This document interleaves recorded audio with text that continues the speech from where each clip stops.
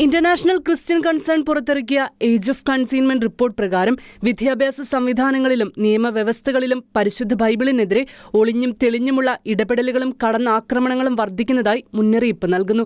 2025 ഇംഗ്ലണ്ടിൽ ഷെഫീൽഡ് സർവകലാശാല സാഹിത്യ പഠന വിഭാഗത്തിൽ ഉപയോഗിച്ചിരുന്ന പരിശുദ്ധ ബൈബിൾ പകർപ്പുകളിൽ അക്രമാസക്തവും ലൈംഗിക ചുവയുള്ളതുമായ ഉള്ളടക്കം അടങ്ങിയിരിക്കുന്നതായി തെറ്റിദ്ധരിപ്പിക്കുന്ന മുന്നറിയിപ്പുകളുമായി നീക്കങ്ങൾ നടത്തിയിരുന്നു. അമേരിക്കയിലെ ടെക്സാസ് സംസ്ഥാനത്തും ലൈംഗികത പ്രകടമാക്കുന്ന ഉള്ളടക്കം അടങ്ങിയിരിക്കുന്നു എന്ന വ്യാജ ആരോപണത്തിന്റെ അടിസ്ഥാനത്തിൽ ഒരു സ്കൂൾ ബൈബിൾ താൽക്കാലികമായി ലൈബ്രറിയിൽ നിന്ന് നീക്കിയ സംഭവം അരങ്ങേറുകയും ചെയ്തിരുന്നു. എന്നാൽ സമൂഹത്തിന്റെ പ്രതിഷേധവും നിയമപരമായ നടപടികളെയും തുടർന്ന് വിശുദ്ധ ഗ്രന്ഥം പുനഃസ്ഥാപിച്ചു. ആഫ്രിക്കയിലെ മൗറിറ്റാനിയ, സൊമാലിയ രാജ്യങ്ങളിൽ ബൈബിൾ സ്വന്തമായി കൈവശം വയ്ക്കുന്നത് പോലും പ്രായോഗികമായി അസാധ്യമായി തുടരുന്നു. മൗറിറ്റാനിയയിൽ ഇസ്ലാമിക് നിയമപ്രകാരം ക്രൈസ്തവ പ്രസിദ്ധീകരണങ്ങളുടെ ഇറക്കുമതി, അച്ചടി, സംഭരണം, വിതരണം, പ്രദർശനം എന്നിവയ്ക്ക് നിയന്ത്രണങ്ങളുണ്ട്. സൊമാലിയയിൽ ഓൺലൈനായി പോലും പരിശുദ്ധ ബൈബിൾ ഉപയോഗിച്ചാൽ വിശ്വാസിക്ക് വധശിക്ഷ നേരിടേണ്ടി വരുന്നതായും റിപ്പോർട്ടിൽ പറയുന്നു. മധ്യപൂർവേഷ്യയിൽ അഫ്ഗാനിസ്ഥാൻ, യമൻ പോലുള്ള രാജ്യങ്ങളിൽ ബൈബിൾ കൈവശം വയ്ക്കുന്നതിന് കഠിന ശിക്ഷ, ചിലപ്പോൾ വധശിക്ഷ പോലും നിലവിലുണ്ടെന്നാണ്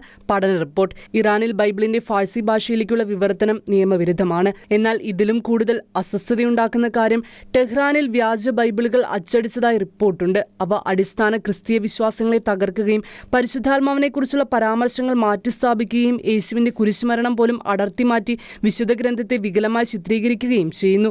തിരുവെഴുത്തുകളുടെ ഈ അടിച്ചമർത്തൽ മതസ്വാതന്ത്ര്യത്തിന് ഭീഷണിയാവുകയും സുവിശേഷത്തെ തന്നെ ദുർബലപ്പെടുത്തുകയും ചെയ്യുമെന്ന് ക്രൈസ്തവ സഭാ നേതാക്കൾ മുന്നറിയിപ്പ് നൽകുന്നു. ദൈവവചനത്തിനും ലോകമെമ്പാടുമുള്ള വിശ്വാസികളുടെ അവകാശങ്ങൾക്കും നേരെയുള്ള ഗുരുതരമായ ആക്രമണത്തിനെതിരെ ആഗോള സമൂഹം ഉണരാൻ ആഹ്വാനം ചെയ്യുന്നതാണ് ഈ പഠന റിപ്പോർട്ട്. ഇന്റർനാഷണൽ ഡെസ്ക്, ഷെക്കേന ന്യൂസ്.